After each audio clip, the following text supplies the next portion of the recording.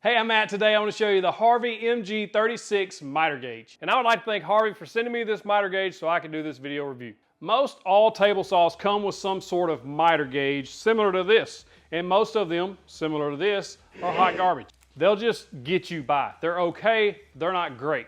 It's just one of those things that's just kind of an add-on, like here you go, you bought a saw, you can get one of these. So why would you want to upgrade your miter gauge? Number one, accuracy. You want accurate cuts every single time, and you want it to be able to cut miters, which is why you have a miter gauge. If you just wanted a square gauge or a square fence, you could just build yourself a crosscut sled. A miter gauge allows you to, this one goes up to 60 degrees in either direction, and that's a huge plus, especially if you don't have a miter saw or if you just want extremely accurate miter cuts. This video is brought to you by 731woodworks.com. Go check out our online store. We have easy to follow build plans to help you create awesome projects.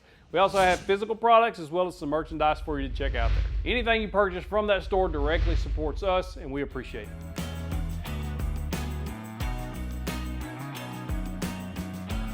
Instantly coming out of that packaging that it was transported in, and you get this box that the miter gauge is in, my instant thought is Apple product. I know if you're not an Apple fan, you don't understand. So like when you get a new iPhone, it's in this box that perfectly fits over itself, and when you bring it out, you get that, you hear it, you get that, it just feels premium. It may not be, it's cardboard, but it gives you a feeling of premium. And man, I'm telling you, their marketing is good, because I've been looking at this Harvey Compass miter gauge for quite a while on their website. I go and ooh and ah over it all the time. It looks good, and I like the way it's packaged. I think that sends a message on your packaging. If you spend a little more on the packaging and make it look premium, you're portraying you're giving a premium product, and I think this is. We'll see. Look at that. First thing that catches my eye is this knob. It has like a knurling on there. I relate that to a barbell because I work out all the time, and I use barbells. So you can feel that knurling on there, and that's just to a fitness guy, that's like, yeah. And the knobs and everything have a ribbed feel to it, so they're going to be easy to grip. Everything's made out of aluminum, it appears to be, so it's solid. It's not going to, you don't have to worry about it being plastic and junky. And the reason I talked to Harvey about this miter gauge was because the miter gauge that is sent with the SawStop, for shame. This is something that should be included with a table saw if you're selling table saws. Yeah. It is, man, it just feels nice. It just feels premium. And what I really like is this molded foam that they've got everything in.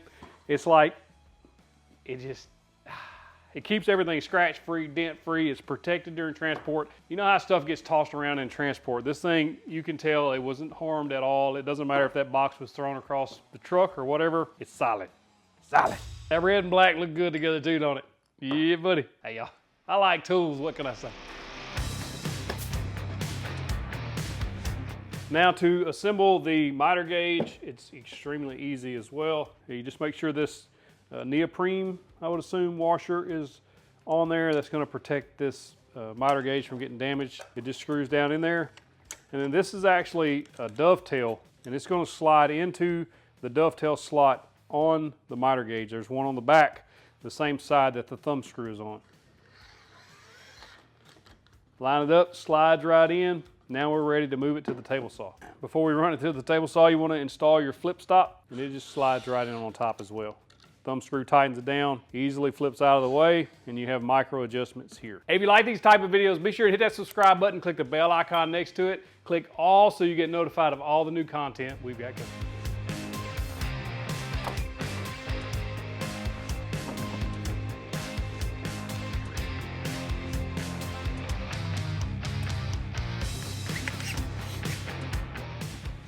One thing you'll want to make sure is that this blade doesn't make contact with this fence or it's ruined.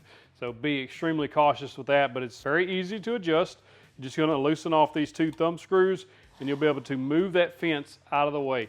Now you want it fairly close, but you don't want to get it to where even the tooth is going to scrape it. So make sure you leave plenty of clearance there.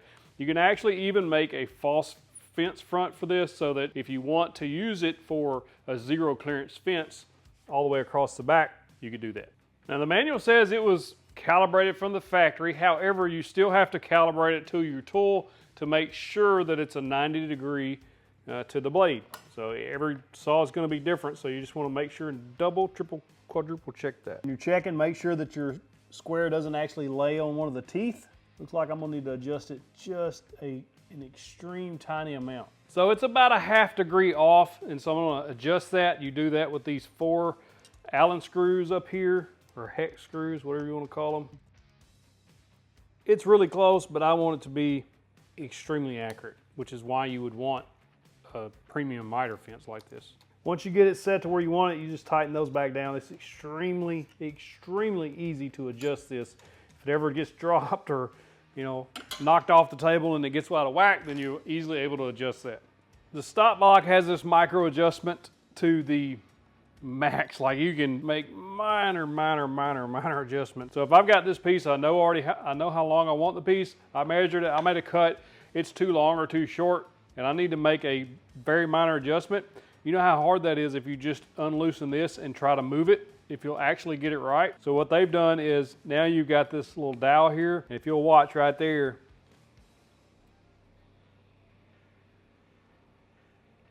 like I can dial that perfectly, and then you can tighten it down. You can make the piece longer or you can make the piece shorter if you needed to adjust it that way. That is a fantastic feature to have on a miter gauge like this. This fence on here will actually extend out up to give you 36 inches of crosscut capacity, and 36 inches is right at the max, and it will come out. That's one of the only drawbacks I've found so far to this miter gauge is the fact that that comes out. I wish there was a stop on there to keep it from coming all the way out, that you could maybe pull the pin and let it come all the way out if you needed to reverse it. And all that is for to give extra support on longer cuts. So if I got a 4-foot, 3-foot board that I'm trying to make a cut, it gives that extra support on that outside edge. This miter gauge also lets you cut 60 degrees in either direction. So you can cut up to a 60-degree miter left or right. So there are positive stops at 60, 45, 22.5, and then again at 0, and it goes both ways, positive stops. And then anything in between, if you needed for whatever reason to put in a 11-degree angle on something, you can move it to the 11-degree angle, tighten that knob down, and then you're good to go. Repeatable 11-degree cuts. If for whatever reason you don't want the positive stop to engage when you're moving it, all you have to do is push this top button down, move the lock button back. That locks that button down. It's able to freely move without it hitting those positive stops. Looking at the bottom of the miter gauge, I want to point out the way these are cut into the miter gauge eliminates the slop that you get in a lot of miter gauges. For instance, the miter gauge that comes with a saw stop, it just rotates, and then you just kind of lock it down in place. Well, that's not good enough. It should be like this. One thing that really caught my eye about this miter gauge, and what I kept going back and looking at, was how highly adjustable it is, and just it looked premium. And having it in the shop now, I'm telling you, it feels premium. This is anodized aluminum. I like the color combo they got going, the black and the red. It really looks good. And I like how everything, the fit and finish of this thing, I'm telling you, it is premium. It's just, if I paid for this, I would not be disappointed when I got this in, because I know that it's a premium product. These are T-track slots on the front of the fence to allow you to put a sub fence on there or a false fence, so that you could actually have a piece of MDF or plywood go out beyond the blade, and that way it would give you some support on there for a zero clearance fence. Enough talking, let's cut something and make sure that we got a good square cut. Then I'll cut a couple miters and check those. One thing you never want to do is, if you have your fence over here, don't push that up there and use that as your stop block and then make your cut. That's going to get jammed between the blade and the fence. It's going to cause some kickback, and it could injure you, and there have been people that have died from kickback. So be extremely cautious with that. Don't do that. I like how smooth this thing flows in the T-track. It's not, you don't have to force it through. You can tell that it's snug in there, but it's not moving around, and you do not want slop in there whenever you're trying to make accurate cuts. That's money right there. I really like, and I want to point this out again, that doesn't matter which side of the blade you want to work on. If you like working to the left or if you need to work to the right for any reason, it's easy to swap around. All you're going to do is remove the fence, flip it around, and now you got a miter gauge for this side. It's reversible. The flip stop also has this bevel pin. It can be used for positioning certain bevels, and it can be installed in any of the 3 mounting holes on the flip stop. Is this miter gauge perfect? Absolutely not. It is not perfect. And if I could change 2 things, I would change them today. This fence is able to slide all the way out. I wish that there was a stop on there to prevent that from coming out. The only other thing I would change on this flip stop, I would have it to where some way, somehow, this thing could go all the way out of the way instead of either straight up, kind of up and back, or down. It kind of gets in my way on the left when it's up, and then when it's down, if you're trying to use this as a fence, you can't because it's down, so you gotta move it up. That's the only 2 things that I have a gripe about, if you even want to call those gripes. Other than those 2 very minor details, this thing is really nice.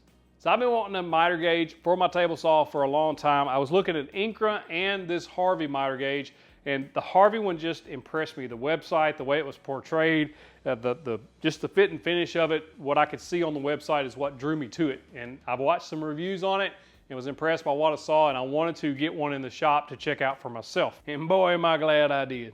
This thing is nice, y'all. I'm telling you, I put this in the same category as I would a woodpecker's tool or a Festool. It's up there in a premium product. It has a premium price, but it really is premium. It's the fit and finish, everything about it, like you can just tell it's a nice tool to have. Even the way they packaged it was my first impression. I immediately thought of an Apple phone because I just got a new iPhone, and the way you unbox that thing is just, that's just the way it may be. It was nice. And then when you look inside the box and it has this foam cut out where everything sits in there perfectly, you know it's protected during transport. Even the top had foam in it. It's just next level. Their website says something like, woodworkers deserve better tools, and you can tell they mean that. If you're in the market for a miter gauge for your table saw, I would give this one some serious consideration. I'll put a link in the description below if you can go check them out. I'm not getting paid for this video. I'm not getting paid for any link clicks. They did send me the miter gauge in exchange for the video, but that's it.